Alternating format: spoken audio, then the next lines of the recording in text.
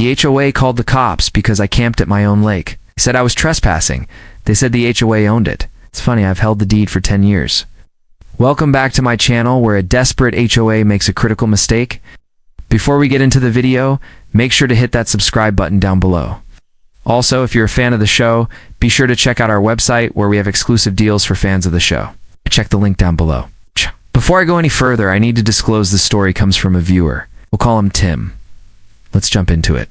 Tim grew up on his family's ranch. His grandpa bought it when it was nothing but scrub brush, and over time, he turned it into something special, complete with a small private lake stocked with bass. In fact, the entire community benefited from his work, even though only about a dozen families lived on the large tract of land. The homes were spread far apart and everyone kept to themselves. But these folks also liked the idea of living in their own little world, so an HOA was born. There was just one problem. Everyone, including Tim's family, refused to join. Time passed, and the ranch changed hands until eventually it was Tim's. He and his wife loved the property, but they weren't prepared for what happened next. After he and his wife moved in, the HOA sent him a letter saying he had to join or they would take action. He ignored them and got on with his life.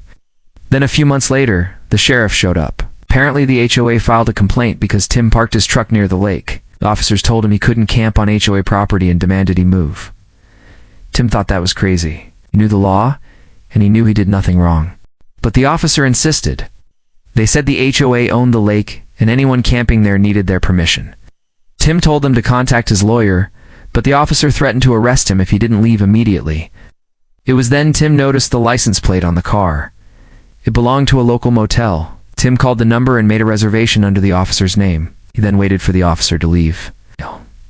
Then he took his time setting up camp. He unpacked his grill, chairs, and a portable fire pit. He also set up 2 tents, so his kids could enjoy the weekend too. Everything was going well until he heard sirens. The police had returned, and this time they arrested Tim and threw him in jail. When his wife found out, she got furious. She bailed him out and immediately called the cops herself. She asked them why they arrested her husband, and they gave the same answer. They said they were protecting HOA property. She replied that the property was hers. She showed them the paperwork, but they still wouldn't back down. She ended up calling the state police. This time they took her side, but they couldn't solve the problem. They said it would have to be settled in court. That was fine with her. She wasn't going to let some power-hungry busybodies push her around. Meanwhile, the whole affair left a bad taste in Tim's mouth. He wanted to relax and enjoy the lake, not get into a legal battle.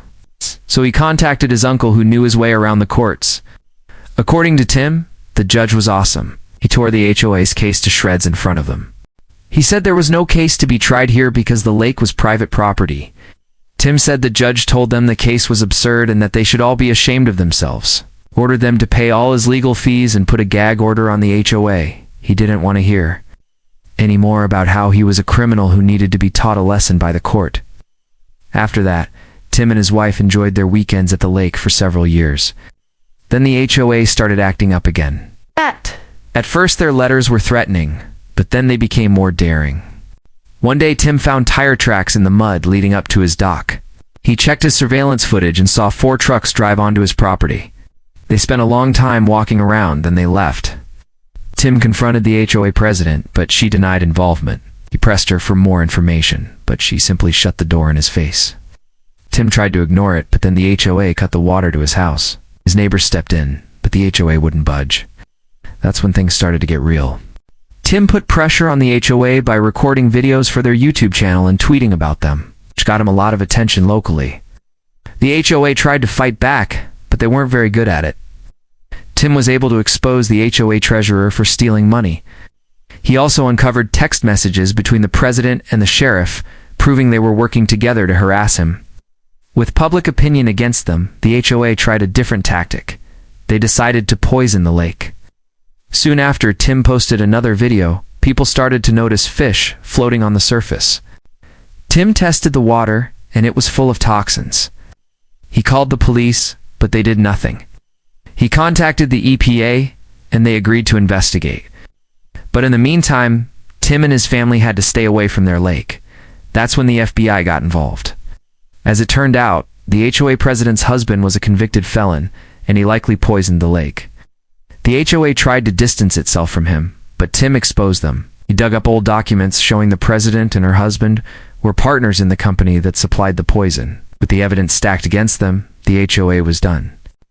They tried to apologize, but Tim didn't accept it. Instead, he continued to make videos about their illegal activity, which got millions of views. Eventually, the HOA dissolved, and Tim was able to repair the lake and live peacefully. So if you're dealing with an HOA, remember, they don't always win. And sometimes it takes a bit of creativity to bring them down. Sometimes it can take going viral. And if you need to build a good case, you should probably focus on getting quality evidence. That's what this channel is here for. If you're anything like me, you love to catch intruders and trespassers on camera. It gives you peace of mind knowing you have visual documentation of everything that happens on your property. Not to mention, it's pretty satisfying to watch.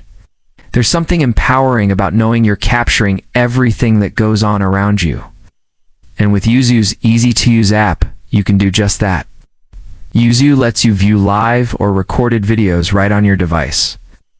And their AI technology helps detect familiar faces and vehicles, so you can keep an eye on who's coming and going. Plus, you can remotely access your cameras from anywhere with the Yuzu app, so you'll never miss a thing. I'm not kidding when I say this has saved me countless times. I highly recommend checking them out. And now, back to the story. Our next Reddit story comes from a viewer. It was titled, "They Literally Can't Stop Digging." Let's jump in. My daughter and I were invited to a friend's birthday party at an apartment complex pool. We arrived at the appointed time, and the place was hopping. Kids everywhere, adults chatting, and a DJ spinning tunes. We got set up and introduced ourselves to the other parents. While our kids went to the water, a couple hours passed and I excused myself to use the restroom. On the way, I noticed a sign that read, "Restrooms for tenants only. Visitors must use back entrance," which I did. I saw the bathroom and figured it would be funny to grab the sign and hang it on the door like a picture.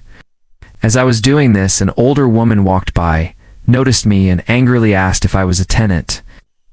I responded by asking what she meant, and she said, "You're not supposed to be in here. Leave right now." I just laughed and continued hanging the sign when suddenly she was yelling at me to get out. Startled, I took a step back and accidentally knocked the sign off its hook. It fell to the ground and she screamed, "I'm gonna have you evicted." Shocked by her reaction, I realized I should have just left, and I jokingly said, "Oh, so you can have me evicted?" She retorted, "Yes, I'm the building manager, and I can have you arrested for trespassing too." I said, "Well, I think I'll stick around until the party's over then."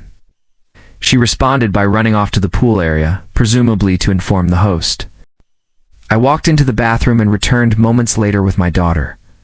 We watched the host talking to the woman in the pool. They were pointing at me and laughing.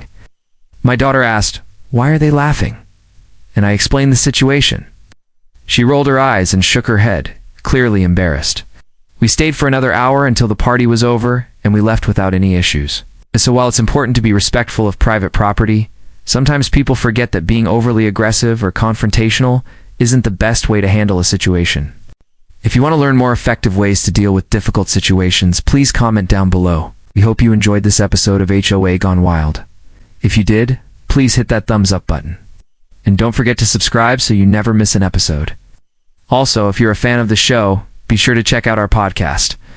We cover many of the same stories we do here, plus bonus segments you won't find anywhere else. Thanks for watching. We'll see you next time.